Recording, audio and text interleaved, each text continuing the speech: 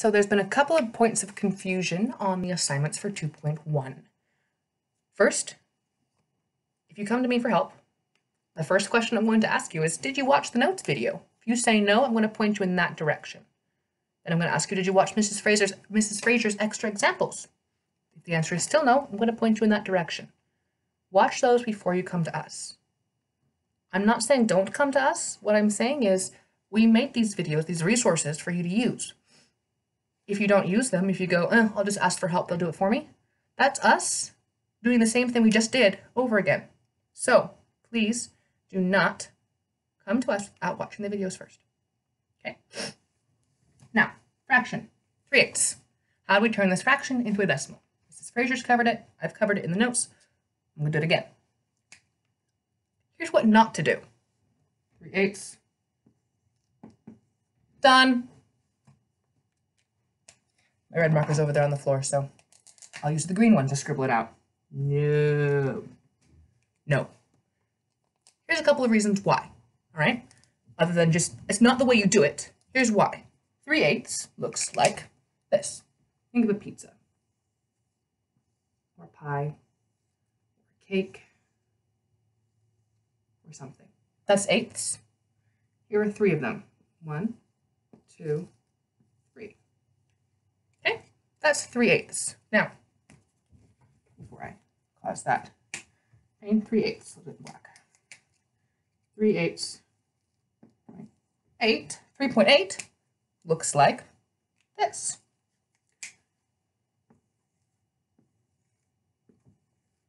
I'm gonna go up here, yes.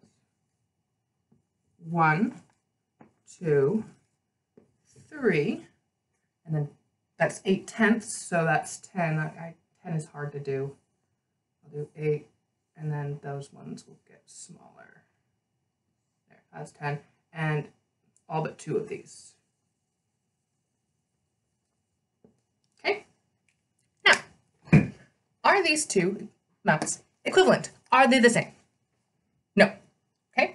They are not the same in any way, shape, or form. 3/8 is less than 1 whole. 3.8 is greater than 1 whole. So you cannot simply go from this to this, check, done, no. That's not how it works. So let's look how it does work, in case you missed the other examples.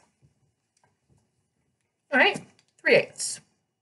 Mrs. Fraser said, I said, divide the top by the bottom. You can do this 2 ways. First way, long division. You're dividing 3 by 8, so 3 is going to go in the box. 3, 8 on the outside. 8 doesn't go into 3, 0.0. 8 goes into 30. 3 times 8 is 24. Subtract that, we get 6. Bring down another 0. And if I'm going too fast, it's okay. I'm not teaching long division right now. 8 into 60, that's 7 times. Just do this. 7 times 8 is 56. Subtract, that's 40. Bring down another 0. 8 goes into 40. 5 times 8 is 40. Subtract 0. Okay, equals 0.375. I will write that again in an easier but to read place. Equals 0.375. Now, less than 1, because there's no whole number here, no whole number here, no whole number here. Here's another way you can do it. 3 divided by 8. Oh, nifty. 0.375. Yes, I just use a calculator, and yes, I said you could. If this frustrates you to the point where you can't go from this to this, use this. Or your laptop. You've got a Chromebook in front of you, probably. If you don't have a Chromebook, you've got a cell phone or a calculator or something that you can use for this purpose. Even just type it into Google, 3 divided by 8. What I don't want you to do is type in 3/8 as a decimal. I want you to be able to go from here to here by yourself. Using this, sure. I'm saying you can use a calculator. Yes. Because I don't want you to get so caught up here that you can't do here. Okay?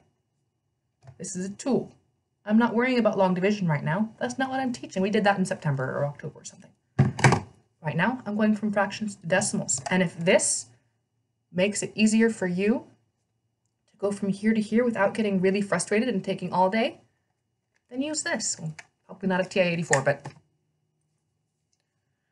okay. If you like doing this, I kind of enjoy doing long division, it's fun, then do this. I'm not going to say, no, you have to use a calculator. No, that time will come. We'll use calculators, we'll mandate calculator use later.